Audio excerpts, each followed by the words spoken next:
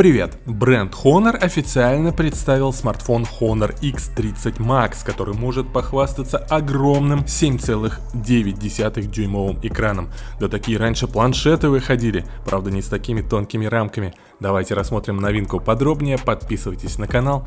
Поехали!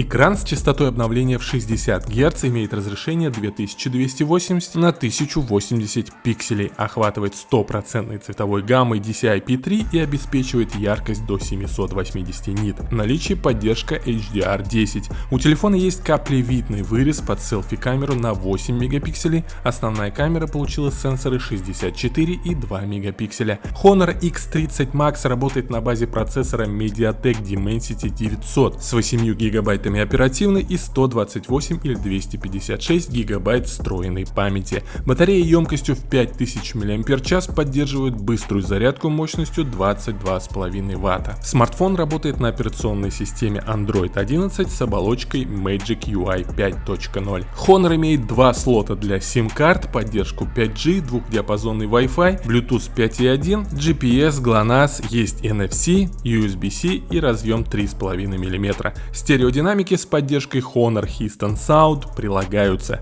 Вес телефона составляет 228 грамм, а толщина 8,3 мм. Этот огромный смартфон оценен производителем в 26,5 тысяч рублей. Рекомендованная цена за версию 8128 и 29700 за версию 8256. В комплекте со смартфоном идет адаптер питания, кабель и прозрачный защитный чехол. Все, что нужно. Устройство официально поступит в продажу с 11 ноября. Напишите в комментариях, как вам новинка, подписывайтесь на канал, впереди еще много интересных новостей. Пока-пока.